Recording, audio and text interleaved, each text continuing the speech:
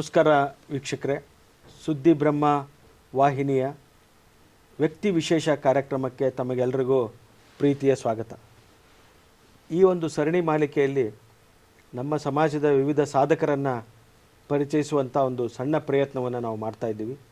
ಇವತ್ತು ನಮ್ಮ ಜೊತೆಗೊಬ್ಬ ವಿಶೇಷ ಅತಿಥಿ ಇದ್ದಾರೆ. ನಮ್ಮ ಕರ್ನಾಟಕ ರಾಜ್ಯದಲ್ಲಿ ಆಧ್ಯಾತ್ಮಿಕ ಬರಹಗಳ ಮೂಲಕ ಈಗಾಗಲೇ ನಾಡಿನಾದ್ಯಂತ ಚಿರಪರಿಚಿತರಾಗಿರುವಂಥ ಡಾಕ್ಟರ್ ಗುರುರಾಜ್ ಪೋಷಟ್ಟಹಳ್ಳಿಯವರು ಇವತ್ತು ನಮ್ಮ ಅತಿಥಿಗಳಾಗಿ ಬಂದಿದ್ದಾರೆ. ಅವರಿಗೆ ನಾನು ಮೊದಲನೇದಾಗಿ ಈ ಕಾರ್ಯಕ್ರಮಕ್ಕೆ ಸ್ವಾಗತವನ್ನು ಕೊಡ್ತಾ ಇದ್ದೀನಿ. Welcome sir. ನಮಸ್ತೆ ಸರ್. ಸರ್, ಗುರುರಾಜ್ ಪೋಷಟ್ಟಹಳ್ಳಿ ಅವರನ್ನುವಂಥವ್ರು ಇವತ್ತು ಕರ್ನಾಟಕದ ಎಲ್ಲ ಆಧ್ಯಾತ್ಮಿಕ ಓದುಗರನ್ನು ಈಗಾಗಲೇ ಮುಟ್ಟಿದ್ದೀರಾ, ಸಾಕಷ್ಟು ಪರಿಚಿತರಾಗಿದ್ದೀರಾ. ಸಾಕಷ್ಟು ಪ್ರತಿನಿತ್ಯ ಬೇರೆ ಬೇರೆ ಪತ್ರಿಕೆಗಳಲ್ಲಿ, ಬೇರೆ ಬೇರೆ ವಾಹಿನಿಗಳಲ್ಲಿ ಮತ್ತು ತಮ್ಮ ಬೇರೆ ಬೇರೆ ಕಾರ್ಯಕ್ರಮಗಳಲ್ಲಿ ಕೂಡ ತಾವು ಪಾಲ್ಗೊಳ್ಳೋದ್ರ ಮೂಲಕ ಈಗಾಗಲೇ ಪರಿಚಿತರಾಗಿದ್ದೀರಾ. ಸಾಕಷ್ಟು ಜನರಿಗೆ ಒಂದು ಕುತೂಹಲ ಇದೆ, ಗುರುರಾಜ್ ಪೋಷಟ್ಟಹಳ್ಳಿಯವರು ಮೂಲತಃ ಯಾವ ಊರಿನವರು, ಅವರ ಬಾಲ್ಯ ಹೇಗಿತ್ತು, ಅವರು ಈ ಆಧ್ಯಾತ್ಮಿಕ ಪ್ರಪಂಚಕ್ಕೆ ಬರೋದಕ್ಕೆ ಮೂಲ ಪ್ರೇರಣೆ ಏನು ಅನ್ನುವಂಥ ಒಂದು ಸಹಜವಾದಂಥ ಕುತೂಹಲ ಜನರಲ್ಲಿದೆ. ಅದೇ ಕುತೂಹಲ ನನ್ನಲ್ಲೂ ಇದೆ. ಹೀಗಾಗಿ ತಮ್ಮ ಬಾಲ್ಯ ಜೀವನ ಹೇಗೆ ಶುರುವಾಯಿತು? ಎಲ್ಲ ವೀಕ್ಷಕರಿಗೆ ನಮಸ್ಕಾರ. ಮೂಲತಃ ನಾನು ಬೆಂಗಳೂರಿನ ನಿವಾಸಿ. ನಮ್ಮ ತಂದೆಯ ಸ್ಥಳ ಬಂದು ಚಿಕ್ಕಬಳ್ಳಾಪುರ ಜಿಲ್ಲೆ ಮಂಚೇನಹಳ್ಳಿ ಸಮೀಪದ ಪೋಷಟ್ಟಿಹಳ್ಳಿ ಅಂತ. ಆ ಸ್ಥಳದಿಂದ ಬಂದವರು. ನನ್ನ ಹೆಸರಿನ ಜೊತೆಗೆ ನಮ್ಮ ಊರಿನ ನಂಟು ಕೂಡ ಬಂದಿದೆ. ಹಾಗೆ ನಮ್ಮ ತಾಯಿಯ ತವರ ಮನೆ ಬಂದು ಬೆಂಗಳೂರು ಸಮೀಪದ ಕಾಕೋಳು ಅಂತ ಹೇಳಿ, ಆ ಕಾಕೋಳಿನ ಕುಟುಂಬದ ನಂಟು ಕೂಡ ನಮಗೆ ಬಂದಿದೆ. ನನ್ನ ಬಾಲ್ಯ ಎಲ್ಲ ಬೆಂಗಳೂರಿನ ಬಸವನಗುಡಿಯಲ್ಲೇ ಪ್ರಾರಂಭ ಆಯಿತು. ಮತ್ತು ನಾನು ನನ್ನ ಹೈಸ್ಕೂಲ್ನ ನಮ್ಮ ತಂದೆ ITIಯಲ್ಲಿ ನೌಕರರಾಗಿದ್ದರಿಂದ ನಾವು ITI ಒಂದು ವಸತಿ ಗೃಹದಲ್ಲಿ ನಾನು ಅಲ್ಲಿ ನನ್ನ ಹೈಸ್ಕೂಲ್ ದಿನಗಳನ್ನ ನಾನು ಕಳೆದೆ. ಆ ಪರಿಸರ ನನಗೆ ಭಾಳ ಇಷ್ಟವಾದದ್ದು. ನನ್ನ ಶಾಲಾ ದಿನಗಳನ್ನ ನಾನು ಅಲ್ಲಿ ಕಳೆದಿದ್ದರಿಂದ ನನ್ನ ಬದುಕಿನ ದೊಡ್ಡ ಒಂದು ತಿರುವು ನನ್ನ ಹೈಸ್ಕೂಲ್ ದಿನಗಳಲ್ಲೇ ಬಂತು. ನನಗೆ ಸಾಹಿತ್ಯ ಸಂಸ್ಕೃತಿ ಕಡೆಗೆ ಅಭಿರುಚಿ ಮೂಡಲಿಕ್ಕೆ ITI ವಿದ್ಯಾಮಂದಿರ ನನಗೆ ಭಾಳ ಪ್ರೇರಣೆ ನೀಡಿತು. ಅಲ್ಲಿ ನನ್ನ ಅಧ್ಯಾಪಕ. ಮನೆಯ ವಾತಾವರಣ ಯಾವ ರೀತಿ ಪೂರಕವಾಗಿತ್ತಂತ? ನಮ್ಮ ಮನೆ ವಾತಾವರಣ ಭಾಳ ಸಾಂಸ್ಕೃತಿಕವಾದ ವಾತಾವರಣದಲ್ಲೇ ಬೆಳೆದು ಬಂದಿದ್ದೀನಿ. ಈ ಬಸವನಗುಡಿ ಭಾಗದಲ್ಲಿ ಎಲ್ಲ ಮಠ ಮಂದಿರಗಳಿಗೆ ನಮ್ಮ ತಂದೆ ತಾಯಿಗಳು ನಮಗೆ ಕರ್ಕೊಂಡು ಹೋಗಿ ಪರಿಚಯ ಮಾಡಿಸಿದ್ರಿಂದ ನಮಗೆ ಆ ಧಾರ್ಮಿಕ ವಾತಾವರಣದಲ್ಲಿ, ಆಧ್ಯಾತ್ಮಿಕ ವಾತಾವರಣದಲ್ಲಿ ಮೂಡಿಬರುವಂಥದ್ದು. ಹಾಗೆ ನಮ್ಮ ತಾಯಿಯ ತವರು ಕಾಕೋಳಿನಲ್ಲಿ ಪ್ರತಿ ವರ್ಷ ವೇಣುಗೋಪಾಲ ಸ್ವಾಮಿಯ ರಥೋತ್ಸವ ಎಲ್ಲ ನಡೆದಾಗ ಅಲ್ಲಿನ ಒಂದು ಧಾರ್ಮಿಕ ವಾತಾವರಣ ನನ್ನ ಮನಸ್ಸಿನ ಮೇಲೆ ಭಾಳ ಪ್ರಭಾವ ಬೀರ್ತು. ಬಹುತೇಕ ನಿಮ್ಮ ಬಾಲ್ಯ ಜೀವನ ಧಾರ್ಮಿಕ ವಾತಾವರಣದಲ್ಲೇ ಆಗಿರೋದ್ರಿಂದ, ಅಲ್ಲಿ ಕಳೆದಿರೋದ್ರಿಂದ ನಿಮಗೆ ಸಹಜವಾಗಿಯೇ ಅದರ ಪ್ರಭಾವ ಆಗಿರುವಂಥದ್ದು. ಅದೇ ಕಾರಣಕ್ಕಾಗಿಯೇ ನೀವು ಧಾರ್ಮಿಕ ವಿಷಯಗಳ ಬಗ್ಗೆ ಬರವಣಿಗೆಯನ್ನು ಶುರು ಮಾಡಿದ್ರಿ. ಈ ಬರವಣಿಗೆ ಅನ್ನುವಂಥದ್ದು ಯಾವ ವಯಸ್ಸಿನಲ್ಲಿ ನಿಮಗೆ ಶುರುವಾಯಿತು? ಧಾರ್ಮಿಕ ವಾತಾವರಣಕ್ಕೆ ಇನ್ನೊಂದು ಮಾತು ಸೇರಿಸಬೇಕು ಅಂದರೆ, ಪರಮಪೂಜ್ಯ ವಿಶ್ವೇಶತೀರ್ಥ ಶ್ರೀಪಾದಂಗಳವರು ಸ್ಥಾಪಿಸಿರುವ ಪೂರ್ಣಪ್ರಜ್ಞ ವಿದ್ಯಾಪೀಠದಲ್ಲಿ ಬೇಸಿಗೆಯಲ್ಲಿ ಧಾರ್ಮಿಕ ಶಿಬಿರಗಳನ್ನ ನಡೆಸ್ತಾರೆ. ನಾನು ಆ ಶಿಬಿರಗಳಲ್ಲಿ ಒಂದು 2-3 ವರ್ಷ ಭಾಗವಹಿಸಿ ನನ್ನ ಒಂದು ಧಾರ್ಮಿಕ ಅಭಿರುಚಿಯನ್ನು ಬೆಳೆಸ್ಕೊಂಡೆ. ಅಲ್ಲಿ ಎಲ್ಲ ನಮ್ಮ ಊರಿಗೆ, ಅಂದರೆ ಹೈಸ್ಕೂಲ್ ಓದ್ತಾ ಇದ್ದೆ ನಾನಾಗ, ನಮ್ಮ ಊರಿಗೆ ಎಲ್ಲ ಮಕ್ಕಳನ್ನು ಕರೆದು ಅವರಿಗೆ ಸಂಧ್ಯಾ ವಂದನೆ, ಸ್ತೋತ್ರಗಳು, ಮಂತ್ರಗಳು ಇದೆಲ್ಲ ಪರಿಚಯ ಮಾಡಿಸ್ಕೊಡ್ತಾರೆ. ಹಾಗೆ ಭಾರತೀಯ ಸಂಸ್ಕೃತಿಯ ಪರಿಚಯ ಎಲ್ಲ ಮಾಡಿಸ್ಕೊಡ್ತಾಯಿದ್ರು. ಅದು ನನ್ನ ಮೇಲೆ ಭಾಳ ಪ್ರಭಾವ ಬೀರಿತು. ಹಾಗೆ ಕೂಡ ಬನ್ನಂಜೆ ಗೋವಿಂದಾಚಾರ್ಯರ ಬರಹಗಳು ಆ ಕಾಲಕ್ಕೆ ನನಗೆ ಭಾಳ ಪ್ರಭಾವ ಬೀರಿತು. ಅವ್ರ ಥರ ನಾನು ವಾಗ್ಮಿ ಆಗಬೇಕು ಅಥವಾ ಬರಹಗಾರ ಆಗಬೇಕು ಅಂಥೇಳಿ ಬನ್ನಂಜೆ ಅವರ ಸಾಹಿತ್ಯನ ಓದಲಿಕ್ಕೆ ಶುರು ಮಾಡಿದೆ.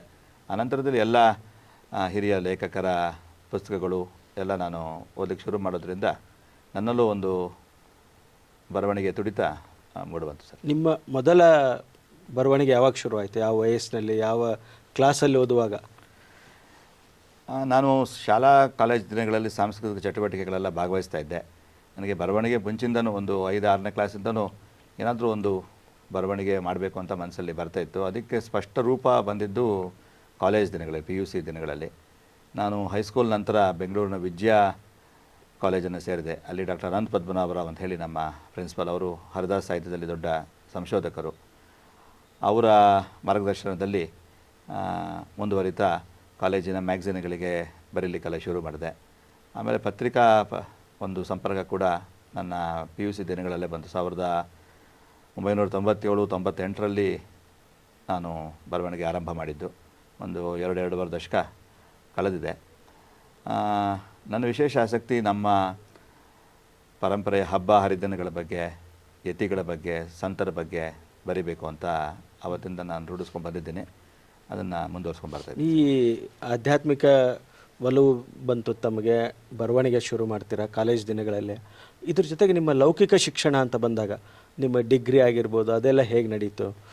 ನೀವು ಏನಾದರೂ ಕೆಲಸಕ್ಕೆ ಸೇರಿಕೊಳ್ಬೇಕು, ನಾನು ಒಬ್ಬ ಏನು ಮದುವೆ ಮಾಡಿಕೊಂಡು ಒಬ್ಬ ಸಹಜವಾದಂಥ ವ್ಯಕ್ತಿ ಇರಬೇಕಂತ ಅನ್ನಿಸ್ತಾ, ಅಥವಾ ಇಲ್ಲ ನನಗೆ ಆಧ್ಯಾತ್ಮನೇ ಪ್ರಮುಖವಾದಂಥದ್ದು ಅನ್ನಿಸ್ತಾ? ಏನಾದರೂ ಆ ಥರ ದ್ವಂದ್ವಗಳೇನಾದರೂ ಮನಸ್ಸಲ್ಲಿ ಕಾಡ್ತಾ ಅಂತ? ಇಲ್ಲ, ಆ ಥರದ್ದೇನಿಲ್ಲ. ನಾನು ಮೂಲತಃ PUC ಓದಿದ್ದು ಕಾಮರ್ಸಲ್ಲಿ. ನನಗೆ ಕಾಮರ್ಸ್ ಶಿಕ್ಷಣ ಯಾಕೋ ಅಷ್ಟು ಹಿಡಿಸಲಿಲ್ಲ. ಆ ನಂತರದಲ್ಲಿ ನಾನು ಪತ್ರಿಕೋದ್ಯಮವನ್ನು ಆಯ್ಕೆ ಮಾಡಿಕೊಂಡೆ. ಶೇಷಾದ್ರಿಪುರಂ ಕಾಲೇಜಲ್ಲಿ ಆಗ ಪತ್ರಿಕೋದ್ಯಮ ಇತ್ತು. ಅಲ್ಲಿ ನಾನು ಪ್ರವೇಶ ಪಡ್ಕೊಂಡು ನಮ್ಮ ಹಿರಿಯ ಲೇಖಕರು ಮತ್ತು ಖ್ಯಾತ ಶಿಕ್ಷಣ ತಜ್ಞರು ಪ್ರೊಫೆಸರ್ KE ರಾಧಾಕೃಷ್ಣ ಅವರು ನಮಗೆ ಪ್ರಾಂಶುಪಾಲರಾಗಿದ್ದರು. ಅವರು ಇಂಗ್ಲೀಷ್ನಲ್ಲಿ ಭಾಳ ದೊಡ್ಡ ಬರಹಗಾರರು ಅವರು, ಹಾಗೆ ಇಂಗ್ಲೀಷ್ ಅಧ್ಯಾಪಕರು ಕೂಡ ಆಗಿದ್ದರು. ಮತ್ತು ಶೇಷಾದ್ರಿಪುರಂ ಕಾಲೇಜಿನ ವಾತಾವರಣ ನನಗೆ ಬರವಣಿಗೆಗೆ ಭಾಳ ಇಂಬು ಕೊಡ್ತು. ಅಲ್ಲಿನ ಸಾಂಸ್ಕೃತಿಕ ಪರಿಸರ ನನಗೆ, ಅಲ್ಲಿ ಕನ್ನಡದ ಇನ್ನೊಬ್ಬರು ಖ್ಯಾತ ವಿದ್ವಾಂಸರು ಸಂಶೋಧಕರು ಆದಂಥ ಡಾಕ್ಟರ್ ನರಹಳ್ಳಿ ಬಾಲಸುಬ್ರಹ್ಮಣ್ಯ ಅಂಥವರೆಲ್ಲ ಅಲ್ಲಿದ್ದರು. ಆ 3 ವರ್ಷ ನಾನು ಪತ್ರಿಕೋದ್ಯಮ ಮತ್ತು ಮನಃಶಾಸ್ತ್ರ ಮತ್ತು ಭಾಷಾ ವಿಭಾಗದಲ್ಲಿ ನಾನು ಪದವಿಯನ್ನು ಗಳಿಸ್ಕೊಂಡೆ. ಪದವಿ ಗಳಿಸ್ಕೊಂಡ ನಂತರ ನಾನು ಕೆಲವು ಕಾಲ ಕ್ರಿಯೇಟಿವ್ ಈ ಕಾಪಿ ರೈಟಿಂಗ್, ಈ ಜಾಹೀರಾತು ಸಂಸ್ಥೆಗಳಲ್ಲಿ ಕಾಪಿ ರೈಟಿಂಗ್ ಹುದ್ದೆ ಕೂಡ ನಾನು ಮಾಡಿ ಒಂದು 10 ವರ್ಷ ನಾನು ಅನುವಾದ, ಪತ್ರಿಕೆಗಳ ಜಾಹೀರಾತು ವಿಭಾಗದ ಅನುವಾದಗಳು, ಈ ಥರದ್ದೆಲ್ಲ ಕೆಲಸ ಮಾಡಿ, ಮತ್ತು ನನ್ನ ಸ್ನಾತಕೋತ್ತರ ಪದವಿ ಕೂಡ ಕನ್ನಡ MA ಮಾಡಿದೆ. ಆ ಕನ್ನಡ MA ಮಾಡೋ ಸಂದರ್ಭದಲ್ಲೇ ಪ್ರೊಫೆಸರ್ ಮಲ್ಲೇಪುರಂ ಜಿ ವೆಂಕಟೇಶ್, ಆಗ ಕನ್ನಡ ಪುಸ್ತಕ ಪ್ರಾಧಿಕಾರದ ಅಧ್ಯಕ್ಷರಾಗಿದ್ದರು. ಅವರು ನನ್ನ ಬರವಣಿಗೆಯನ್ನು ಮೆಚ್ಚಿ ನನಗೆ ಪ್ರೋತ್ಸಾಹಿಸಿದರು. ನನ್ನ ಮೊದಲನೇ ಪುಸ್ತಕ ಗಣಪತಿಯ ಬಗ್ಗೆ ನಾನು ಅಧ್ಯಯನ ಮಾಡಿದಂಥ ಪುಸ್ತಕ.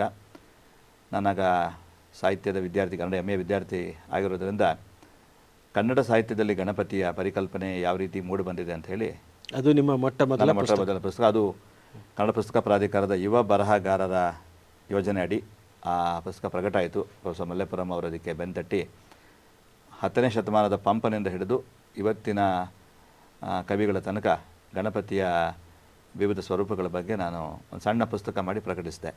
ಅದೇ ಮುಂದೆ ನನಗೆ ಒಂದು ಖಾಸಗಿ ವಿಶ್ವವಿದ್ಯಾಲಯಕ್ಕೆ ನಾನು ಭಾರತೀಯ ಸಂಸ್ಕೃತಿಯಲ್ಲಿ ಗಣೇಶನ ಪಾತ್ರ ಅನ್ನೋ ಒಂದು ವಿಚಾರವಾಗಿ ಇಂಡಾಲಜಿ ಸಬ್ಜೆಕ್ಟಾಗಿ ನಾನು ತಗೊಂಡು ಖಾಸಗಿ ವಿಶ್ವವಿದ್ಯಾಲಯದಿಂದ ರಾಜಮಾತಾ ಪ್ರಮೋದ ದೇವಿ ಒಡೆಯರ್ ಅವರ ಮೂಲಕ ಒಂದು ಡಾಕ್ಟರೇಟನ್ನು ಕೂಡ ಪಡ್ಕೊಂಡಿದ್ದೇನೆ. ಸೊ ನಿಮ್ಮ ವ್ಯಾಸಂಗ PhD ಬಂದಿದೆ. ಅದೆಲ್ಲವೂ ಕೂಡ ನಿಮ್ಮ ಆಧ್ಯಾತ್ಮದ ಕಡೆಗೆ ಇರುವಂಥದ್ದು. ಇದ್ರ ಜೊತೆಗೆ ನೀವು ಡಿಗ್ರಿ ಮಾಡ್ತೀರಾ, PhD ಮಾಡ್ತೀರಾ, ಇದೆಲ್ಲ ಆಗುತ್ತೆ. ಇನ್ನೊಂದು ಕಡೆ ನಿಮ್ಮ ವೃತ್ತಿ ಜೀವನ ಹೇಗೆ ಶುರುವಾಯಿತು, ಅದ್ರ ಜೊತೆಗೆ ನಿಮ್ಮ ಕುಟುಂಬದ ಸಪೋರ್ಟ್ ಹೇಗಿತ್ತು, ನಿಮ್ಮ ತಂದೆ ತಾಯಿಗಳ ಬೆಂಬಲ ಹೇಗಿತ್ತು, ಮತ್ತು ನೀವು ವೈವಾಹಿಕ ಜೀವನ ಅಂತ ಬಂದಾಗ ಯಾವ ವಯಸ್ಸಿನಲ್ಲಿ ವೈವಾಹಿಕ ಜೀವನಕ್ಕೆ ಕಾಲಿಟ್ರಿ ಅನ್ನುವಂಥದ್ದು? ನಮ್ಮ ತಂದೆ ತಾಯಿಗಳು ಅವರು ನನಗೆ ಭಾಳ ಪ್ರೇರಣೆ, ಸಪೋರ್ಟ್ ಮಾಡಿದ್ದಾರೆ. ಅವ್ರಿಗೂ ಇದರಲ್ಲೆಲ್ಲ ಆಸಕ್ತಿ ಇದ್ದಿದ್ದರಿಂದ ಒಂದು ಧಾರ್ಮಿಕ ಆಧ್ಯಾತ್ಮಿಕ ವಾತಾವರಣದಲ್ಲಿ ಬೆಳೆದು ಬಂದೆ. ಮುಖ್ಯವಾಗಿ ಸಂಸ್ಕಾರವನ್ನು ಕಲಿಸ್ಕೊಟ್ಟಿದ್ದಾರೆ ನಮ್ಮ ತಂದೆ ತಾಯಿಗಳು.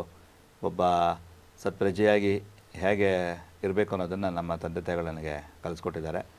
ಹಾಗೆಯೇ ಕೂಡ ನಮ್ಮ ಕುಟುಂಬದ ಬೆಂಬಲ ಕೂಡ ನನ್ನ ಇದಕ್ಕೆ ಬಂದಿದೆ. ನಾನು ಮೂಲತಃ ವೃತ್ತಿಯಿಂದ ಈ ಜಾಹೀರಾತು ಸಂಸ್ಥೆಗಳಲ್ಲಿ ಈ ಕಾಪಿ ರೈಟರಾಗಿ ನಾನು ಸೇರಿಕೊಂಡು ಅನುವಾದಗಳನ್ನ ಮಾಡ್ತಾ, ಜೊತೆಗೆ ನನ್ನ ಸಾಹಿತ್ಯದ ಒಲವನ್ನು ಬೆಳೆಸ್ಕೊಂಡು ಬಂದೆ. ಸ್ವತಂತ್ರವಾಗಿ ನಾನು ಹಲವಾರು ಪತ್ರಿಕೆಗಳಿಗೆ ಫ್ರೀಲ್ಯಾನ್ಸ್ ಬರಹಗಾರನಾಗಿ ನಾನು ಬರೆದಿದ್ದೇನೆ. ಇಲ್ಲಿ ತನಕ ನಾನು ಯಾವ ಪತ್ರಿಕೆಯಲ್ಲೂ ಪೂರ್ಣ ಪ್ರಮಾಣದಲ್ಲಿ ಕೆಲಸ ಮಾಡಿದ್ರು ಕೂಡ ಕನ್ನಡದ ಬಹುತೇಕ ಪತ್ರಿಕೆಗಳ ಸಂಪರ್ಕ ಅವರ ಎಲ್ಲ ಪತ್ರಿಕೆಯಲ್ಲೂ ನಿಮ್ಮ ಲೇಖನಗಳು ಪ್ರಕಟ ಆಗಿದೆ. ಖಂಡಿತ ಅದೊಂದು ನನ್ನ ಸೌಭಾಗ್ಯ. ಎಲ್ಲ ಪತ್ರಿಕೆಯ ಈ ನಡುವೆ ನಿಮ್ಮ ವೈಯಕ್ತಿಕ ಜೀವನ ಹೇಗೆ? ನಿಮ್ಮ ಮದುವೆ ಯಾವ ವಯಸ್ಸೆಲ್ಲ ಇತ್ತು? ಸಂಸಾರ ಜೀವನ ಹೇಗಿದೆ? ಅದು ಎಷ್ಟು ನಿಮ್ಮ ಈ ಒಂದು ಆಧ್ಯಾತ್ಮಿಕ ಪ್ರಪಂಚಕ್ಕೆ ಅನುಕೂಲಕರವಾಗಿದೆ? ನನ್ನ ವೈಯಕ್ತಿಕ ಜೀವನದ ಬಗ್ಗೆ ಹೇಳಬೇಕಾದ್ರೆ ನನಗೆ 2010ರಲ್ಲಿ ಮದುವೆ ಆಯಿತು. ನನಗೆ ಒಬ್ಬ ಮಗ ಇದ್ದಾನೆ, ನವನೀತ ಕೃಷ್ಣ ಅಂತ. ಭಾಳ ಪೂರಕವಾದ ವಾತಾವರಣ ನಮ್ಮ ಮನೆಯಲ್ಲಿ ಇದೆ. ನನ್ನ ಓದು ಬರಹಕ್ಕೆ ನನ್ನ ತಂದೆ ತಾಯಿಗಳು, ನಮ್ಮ ಪತ್ನಿ, ಮಗು ಎಲ್ಲರೂ ಕೂಡ ಸಹಕಾರ ಕೊಡ್ತಾ ಇದ್ದಾರೆ. ನಾನು ಬಹುತೇಕ ಹೆಚ್ಚಿನ ಸಮಯ ನನ್ನ ಓದು ಬರಹಕ್ಕೆ ಇಲ್ಲಿವರೆಗೂ ನಿಮ್ಮ ಲೇಖನಗಳು ಎಷ್ಟು ಪ್ರಕಟ ಆಗಿರ್ಬೋದು? ಕರ್ನಾಟಕದ ಎಲ್ಲ ಒಂದು ಪತ್ರಿಕೆಗಳು ಅಂತ ಹೇಳಿದರೆ ಅಂದಾಜು ಎಷ್ಟು ಲೇಖನಗಳು ಪ್ರಕಟ ಆಗಿರ್ಬೋದು? ಎಷ್ಟು ಪುಸ್ತಕಗಳನ್ನು ನೀವು ಇಲ್ಲಿವರೆಗೂ ಬರೆದಿದ್ದೀರಾ? ಲೇಖನಗಳು ಸಾಂದರ್ಭಿಕವಾಗಿ ನಾನು ಎಲ್ಲ ಹಬ್ಬ ಹರಿದಿನಗಳ ಸಂದರ್ಭದಲ್ಲಿ ಪತ್ರಿಕೆಗಳ ಒಂದು ಕೋರಿಕೆ ಅಂತ ನಾನು ಅವರಿಗೆ ಬರೆದು ಕೊಡ್ತೀನಿ. ಅದು ಭಾಳ ನನಗೆ ಹೆಮ್ಮೆ ಅನಿಸುತ್ತೆ. ಅವರು ನನ್ನ ಗುರುತಿಸಿ ನನಗೆ ಪ್ರೋತ್ಸಾಹ ಕೊಟ್ಟಿದ್ದಾರೆ. ಈಗ ಯಾವುದೇ ಒಂದು ಹಬ್ಬ ಹರಿದಿನಗಳು ಬಂದಾಗ ಮುಂಚಿತವಾಗಿ ನನಗೆ ಸಂಪರ್ಕ ಮಾಡಿ ಇಂಥ ಒಂದು ಹಬ್ಬದ ಬಗ್ಗೆ ಈ ಒಂದು ಆ್ಯಂಗಲಿಂದ ಬರೀರಿ ಅಂತ ಹೇಳಿ ನನಗೆ ಅವರೇ ನಿರ್ದೇಶನ ಕೊಟ್ಟು ನನ್ನ ಹತ್ರ ಬರೆಸ್ತಾರೆ. ಸೊ ಅದಕ್ಕೆ ನನಗೂ ಅಧ್ಯಯನ ಮಾಡಲಿಕ್ಕೆ ಅನುಕೂಲ ಆಗುತ್ತೆ. ಅವರ ಯೋಚನೆಗೆ ತಕ್ಕನಾಗಿ ನಾನು ಬರೆದು ಕೊಡ್ತೀನಿ. ಹಾಗೆ ನನ್ನ ವೃತ್ತಿ ಬದುಕಿನಲ್ಲಿ ಭಾಳ ದೊಡ್ಡ ತಿರುವು ಕೊಟ್ಟಿದ್ದು ಈ ಕೊರೋನಾ ಸಂದರ್ಭದಲ್ಲಿ ಸಂಯುಕ್ತ ಕರ್ನಾಟಕ ದಿನಪತ್ರಿಕೆಯಲ್ಲಿ ನಾನು ಸತತ 1.25 ವರ್ಷ ಅಂದರೆ 400 ದಿವಸ ಸತ್ಸಂಗ ಸಂಪದ ಅನ್ನೋ ಒಂದು ಮೋಟಿವೇಶನಲ್ ಬರಹ, ಒಂದು ಸಣ್ಣ ಒಂದು 200-300 ಶಬ್ದದ ಒಂದು ಬರಹನ ಪ್ರಕಟಪಡಿಸಲಿಕ್ಕೆ ಆ ಸಂಪಾದಕ ಮಂಡಳಿಯವರು ನನಗೆ ಅವಕಾಶ ಮಾಡಿಕೊಟ್ಟಿದ್ದರು.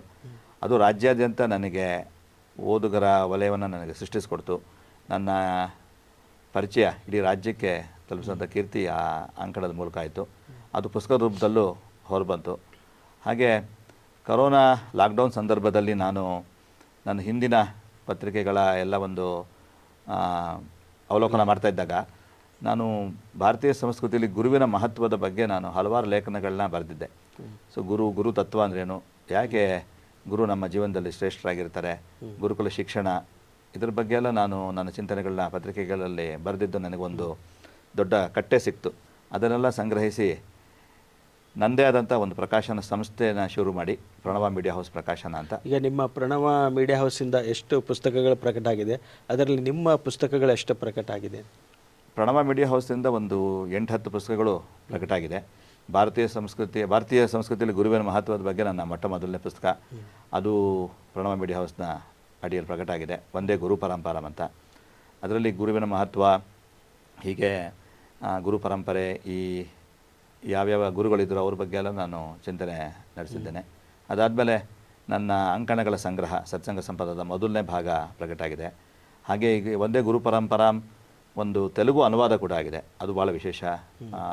ಪಕ್ಕದ ತೆಲುಗು ಓದುಗರು ಕೂಡ ನನ್ನ ಪುಸ್ತಕ ಅನುವಾದ ಆಗಿ ಮುಂದೆ ತೆಲುಗು ಭಾಷೆಗೂ ಟ್ರಾನ್ಸ್ಲೇಟ್ ಆಗಿದೆ.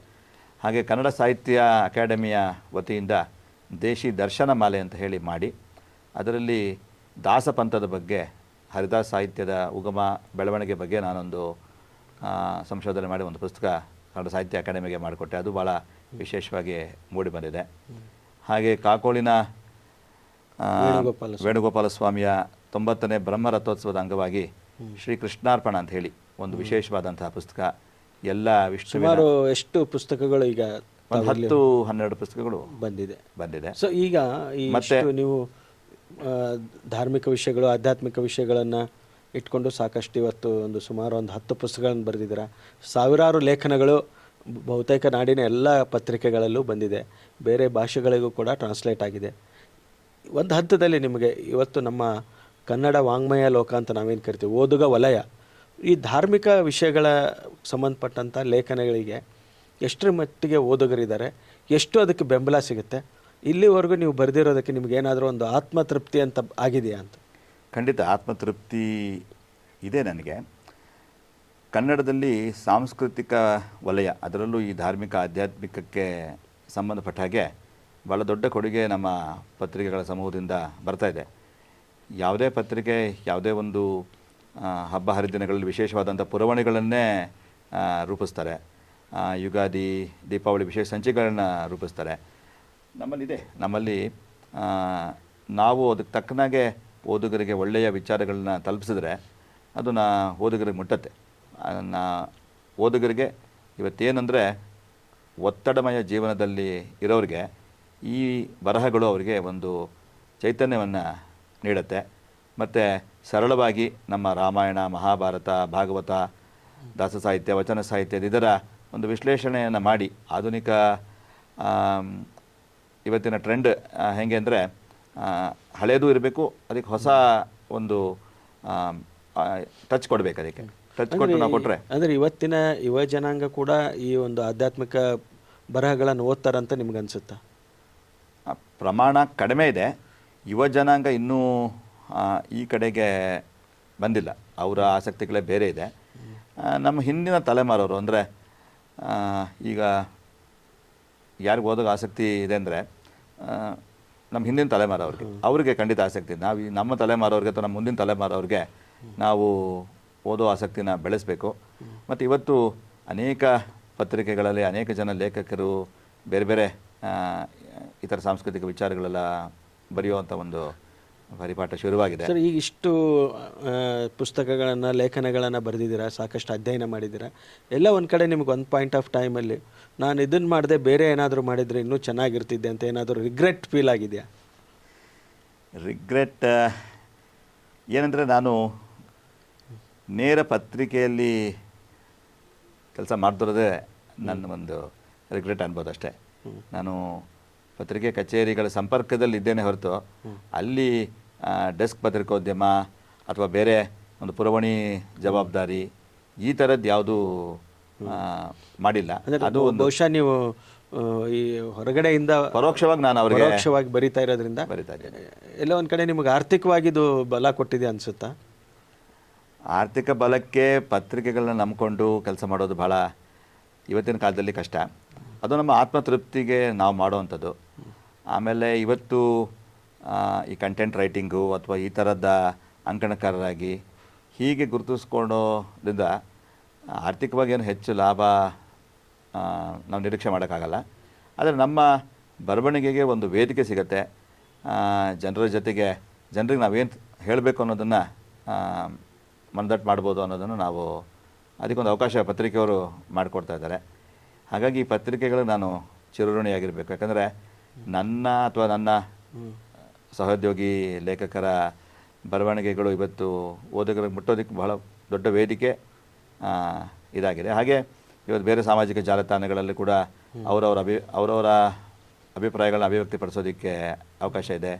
ಯೂಟ್ಯೂಬ್ ಮುಖಾಂತರ ಮಾತನಾಡಲಿಕ್ಕೆ ಅವಕಾಶ ಇದೆ.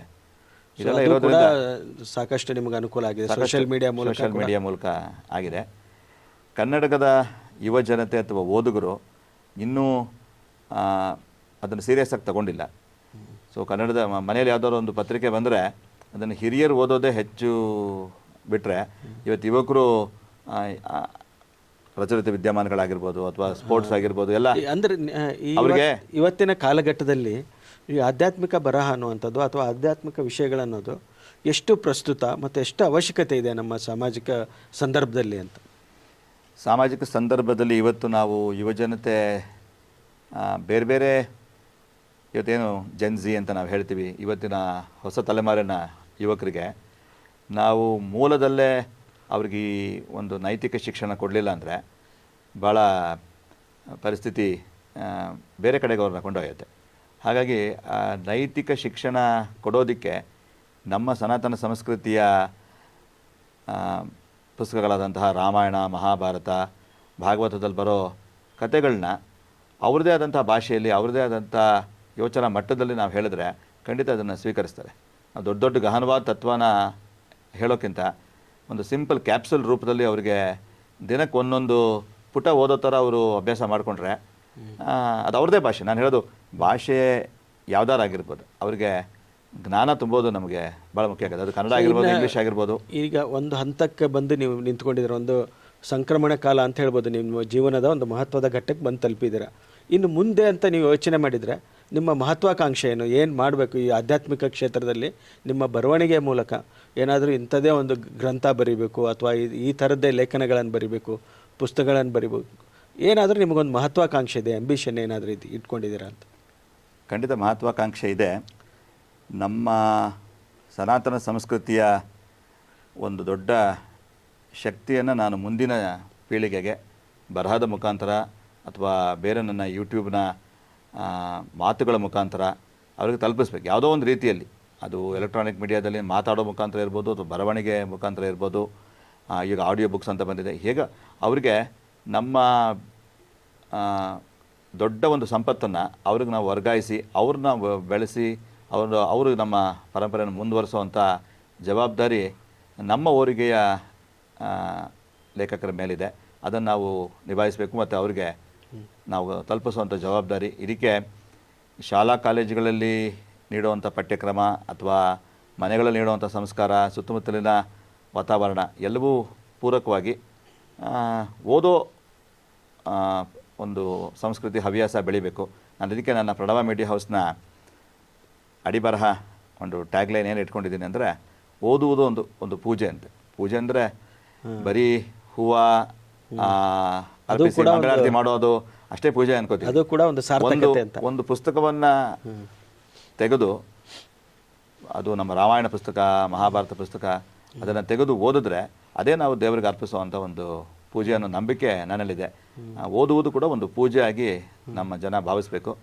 ಆ ನಿಟ್ಟಿನಲ್ಲಿ ಹೆಚ್ಚೆಚ್ಚು ಪುಸ್ತಕಗಳನ್ನು ಖರೀದಿ ಮಾಡಿ ಸಾಕಷ್ಟು ಜನ ಲೇಖಕರು, ಹಿರಿಯ ವಿದ್ವಾಂಸರುಗಳು, ಅನೇಕ ಜನ ಪಂಡಿತರು ಎಲ್ಲ ಬರೆದಿರೋವಂಥ ಅಥವಾ ಜನಸಾಮಾನ್ಯರು ಖ್ಯಾತ ಅವರವ್ರದ್ದೇ ಕ್ಷೇತ್ರದಲ್ಲಿ ಹೆಸರು ಮಾಡಿರೋವಂಥವ್ರದ್ದು ಬರೆದಿರೋಂಥ ಪುಸ್ತಕಗಳನ್ನ, ಅದು ಯಾವುದೇ ಭಾಷೆ ಆಗಿರಲಿ, ಅದು ಎಸ್ಪೆಷಲಿ ನಾನು ಕನ್ನಡಕ್ಕೆ ಕೂಡ ನಾನು ಹೇಳ್ತೀನಿ, ಕನ್ನಡ ಲೇಖಕರಿಗೆ ಪ್ರೋತ್ಸಾಹ ಕೊಡಬೇಕು ಅಂತ. ತಿಂಗಳಿಗೆ ಒಂದು ಕನಿಷ್ಠ ಒಂದು ಪುಸ್ತಕ ಆದರೂ ಖರೀದಿ ಮಾಡುವಂಥ ಒಂದು ವ್ಯವಸ್ಥೆ, ಒಂದು ಆಲೋಚನೆ ನೀವು ಇಟ್ಕೊಳ್ಳಿ. ನಿಮ್ಮದೇ ಒಂದು ಸಣ್ಣ ಲೈಬ್ರರಿ ಮಾಡ್ಕೊಳ್ಳಿ. ಒಂದು ವರ್ಷಕ್ಕೆ ಒಂದು 12 ಮನೆಯಲ್ಲೂ ಒಂದು ಲೈಬ್ರರಿ ಇರಬೇಕು. ಪುಸ್ತಕ ಆದರೂ ನಿಮಗೆ ಒಟ್ಟಾರೆ ಈ ಒಂದು ಸಂದರ್ಭದಲ್ಲಿ ನಿಮಗೆ ಏನೋ ಒಂದು ನಿಮಗೆ ಕಹಿ ಘಟನೆ, ತುಂಬ ನಿಮ್ಮ ಮನಸ್ಸಿಗೆ ಕಾಡುವಂಥ ಒಂದು ಕಹಿ ಘಟನೆ ಅಂತಿದ್ರೆ ಅದು ಯಾವುದು? ತುಂಬ ಸಂತೋಷ ಕೊಟ್ಟಿರುವಂಥದ್ದು ನಿಮ್ಮ ಜೀವನದಲ್ಲಿ ಮರೆಯದೇ ಇರುವಂಥ ಒಂದು ಸಂತೋಷದ ಘಟನೆ ಅಂದರೆ ಯಾವ್ದು ನೆನಪಿಸ್ಕೊಳ್ತೀರ? ಕಹಿ ಘಟನೆ ಅಂದರೆ ಆ ಥರದ್ದು ಯಾವುದು ಕಹಿ ಘಟನೆ ಇಲ್ಲ. ವೈಯಕ್ತಿಕವಾಗಿ ನನ್ನ ಒಂದು ಬರವಣಿಗೆಯನ್ನು ನಮ್ಮ ತಂದೆಯವರು ನೋಡಬೇಕಾಗಿತ್ತು. ಇವತ್ತೇನು ನಾನು ಈ ಒಂದು ಗುರುತಿಸ್ಕೊಂಡಿದ್ದೇನೆ, ಅದು ನೋಡಲಿಕ್ಕೆ ಅವರಿಲ್ಲ ಅನ್ನೋದು ನನ್ನ ವೈಯಕ್ತಿಕವಾದ ಒಂದು ಕೊರಗು. ಅವರು ಕಾಲವಾಗಿ ಆಗಲೇ ಒಂದು 10 ವರ್ಷ ಆಯಿತು. ಈ 10 ವರ್ಷದಲ್ಲಿ ಅವರ ಕಾಲವಾದ ನಂತರದಲ್ಲಿ ನಾನು ಸಾಕಷ್ಟು ಸಾಧನೆಯನ್ನು ಮಾಡಿದ್ದೇನೆ. ಆ ಸಾಧನೆ ಎಲ್ಲ ಅವರ ಆಶೀರ್ವಾದದಿಂದ. ಅದನ್ನು ಅವರು ಕಣ್ಣಾರೆ ನೋಡಿದರೆ ನನಗೆ ಸಂತೋಷ ಆಗ್ತಾಯಿತ್ತು. ಅದು ಮನಸ್ಸಿಗೆ ಭಾಳ ನೋವಾಗತ್ತೆ. ಅದು ಬಿಟ್ಟರೆ ನನ್ನ ಸಂತೋಷ ಕೊಡೋ ವಿಚಾರ ಏನಂದರೆ, ನಾನೊಂದು ಗಣಪತಿಯ ಆರಾಧಕನಾಗಿ ಗಣಪತಿಯನ್ನು ಭಾಳ ಹೆಚ್ಚಾಗಿ ಭಕ್ತಿ ಮತ್ತು ಪ್ರೀತಿಯಿಂದ, ಆ ಗಣೇಶನನ್ನು ಭಾಳ ಪ್ರೀತಿಯಿಂದ ನಾನು ನೋಡೋದ್ರಿಂದ ಆ ಗಣಪತಿಯ ಬಗ್ಗೆ ನಾನೇನೊಂದು ಪ್ರಬಂಧ ಸಲ್ಲಿಸಿ ಡಾಕ್ಟರೇಟ್ ಪಡ್ಕೊಂಡೆ. ಅದನ್ನು ಕೂಡ ನಾನು ರಾಜಮಾತಾ ಪ್ರಮೋದಾದೇವಿ ಒಡೆಯರ್ ಅವರ ಮೂಲಕ ಪಡ್ಕೊಂಡಿರೋದು ನನ್ನ ಜೀವನದ ಒಂದು ಸಂತೋಷದ ಸಮಯ ಅಂತ ನಾನು ಹೇಳಲಿಕ್ಕೆ ಬಯಸ್ತೇನೆ. ಅದು ನೀವು ವೃತ್ತಿ ಜೀವನ, ಪ್ರವೃತ್ತಿ ಜೀವನ ಮತ್ತು ವೈಯಕ್ತಿಕ ಜೀವನ ಈ ಮೂರಲ್ಲೂ ಸಂತೃಪ್ತವಾಗಿದ್ದೀರಾ? ಸಂತೃಪ್ತಿ ನಾವು ಯಾವುದನ್ನು ಮೆಚ್ಚಿ ನಾವು ಆ ಕೆಲಸದಲ್ಲಿ ತೊಡಗಿಸ್ಕೊಳ್ತೀವೋ ಅಲ್ಲಿ ನಮಗೆ ಸಂತೃಪ್ತಿ ಕಾಣುತ್ತೆ. ನಮ್ಮ ಸಂತೃಪ್ತಿ ಅನ್ನೋದು ನಾವು ಹೊರಗಿನಿಂದ ಪಡೆಯುವಂಥದ್ದಲ್ಲ. ನಾವು ಮಾಡುವಂಥ ಕೆಲಸ, ನಮ್ಮ ಸುತ್ತಲಿನ ಪರಿಸರ, ನಮ್ಮ ಒಳಗಡೆಯಿಂದನೇ ಬರಬೇಕು. ನಮ್ಮ ಒಡನಾಡಿಗಳ ಜೊತೆಗೆ ನಾವು ಸಂತೋಷವಾಗಿರೋದೇ ನಮಗೆ ಸಂತೋಷ ಕೊಡುತ್ತೆ. ಅದನ್ನು ನಾವೇನು ಹೊರಗಿನಿಂದ ಬಯಸೋದೇನಿಲ್ಲ. ನಾವು ಮಾಡೋ ಕೆಲಸ, ಆ ಕೆಲಸದಲ್ಲಿ ನಾವು ಶ್ರದ್ಧೆಯನ್ನು, ಆ ಡೆಡಿಕೇಶನ್ನ ತೋರಿಸಿದ್ರೆ ಅದೇ ನಮಗೆ ಸಂತೋಷ. ಕೆಲಸದಲ್ಲೇ ನಾವು ಸಂತೋಷವನ್ನು, ಸಾಕಷ್ಟು ಏರ್ಪೇರುಗಳು ಪ್ರತಿಯೊಬ್ಬರ ಜೀವನದಲ್ಲೇ ಇರುತ್ತೆ. ಅದನ್ನೆಲ್ಲ ನಿಭಾಯಿಸ್ಕೊಂಡು ಸಂತೋಷವಾಗಿ ಬಾಳುವಂಥ ದಾರಿಯಲ್ಲಿ ನಾವು ಸಾಗೋ ಥರ ಆಗಬೇಕದು. ಇದು ಡಾಕ್ಟರ್ ಗುರುರಾಜ್ ಪೋಶೆಟ್ಟಿಹಳ್ಳಿ ಅವರ ಮಾತು. ಆಧ್ಯಾತ್ಮಿಕ ಬರಹಗಳ ಮೂಲಕ ಸಾಕಷ್ಟು ದೊಡ್ಡ ಸಾಧನೆಯನ್ನು ಮಾಡಿದ್ದಾರೆ. ಮತ್ತು ಇವತ್ತಿನ ಜನ್ರೇಷನ್ನಲ್ಲಿ ಈ ಒಂದು ಆಧ್ಯಾತ್ಮಿಕ ಬರಹಗಳನ್ನು ಬರೆಯುವಂಥವರು, ಓದುವಂಥವರು ಬಹಳಷ್ಟು ಸಂಖ್ಯೆ ಕಡಿಮೆ ಆಗ್ತಾ ಇದೆ. ಇಂಥ ಒಂದು ಕಾಲಘಟ್ಟದಲ್ಲಿ ಮುಂದಿನ ಜನ್ರೇಷನ್ಗೂ ಕೂಡ ಈ ಒಂದು ಬರಹಗಳನ್ನು ತಲುಪಿಸುವಂಥದ್ದು ಮತ್ತು ಅವರಲ್ಲೂ ಕೂಡ ಒಂದು ಜ್ಞಾನದ ಮಟ್ಟವನ್ನು ವಿಸ್ತರಿಸುವಂಥ ಒಂದು ಪ್ರಯತ್ನವನ್ನು ನಿರಂತರವಾಗಿ ಡಾಕ್ಟರ್ ಗುರುರಾಜ್ ಪೋಷಟ್ಟಳ್ಳಿ ಅವರು ಮಾಡ್ತಾ ಇದ್ದಾರೆ. ಅದ್ರ ಜೊತೆಗೆ ತಮ್ಮ ವೃತ್ತಿ, ಪ್ರವೃತ್ತಿ ಮತ್ತು ವೈಯಕ್ತಿಕ ಜೀವನಗಳನ್ನು ನಿಭಾಯಿಸ್ತಾ ಸಮಾಜದಲ್ಲಿ ಒಬ್ಬ ಆದರ್ಶ ವ್ಯಕ್ತಿಯಾಗಿ ಇವತ್ತು ನಮ್ಮ ಮುಂದೆ ನಿಂತಿದ್ದಾರೆ. ಅವರ ಬರವಣಿಗೆಯ ಮೂಲಕ ನಮ್ಮ ಕನ್ನಡದ ಆಧ್ಯಾತ್ಮಿಕ ಲೋಕ ಏನಿದೆ, ಬರಹಗಾರ ಒಂದು ವ್ಯವಸ್ಥೆ ಏನಿದೆ, ಅದು ಇನ್ನಷ್ಟು ಶ್ರೀಮಂತ ಆಗಲಿ, ಆಧ್ಯಾತ್ಮಿಕ ಪ್ರಪಂಚ ಇನ್ನಷ್ಟು ದೊಡ್ಡ ಮಟ್ಟದಲ್ಲಿ ಬೆಳೀಲಿ ಅಂತ ಹಾರೈಸ್ತಾ ನಮ್ಮ ಈ ಕಾರ್ಯಕ್ರಮಕ್ಕೆ ಅವರು ಬಂದಿರೋದಕ್ಕೆ ಅವರಿಗೆ ಧನ್ಯವಾದಗಳನ್ನ ಹೇಳ್ತಾ ಈ ಒಂದು ಕಾರ್ಯಕ್ರಮವನ್ನು ಮುಗಿಸ್ತಾ ಇದ್ದೀವಿ. ಧನ್ಯವಾದಗಳು. Thank you sir. Thank you.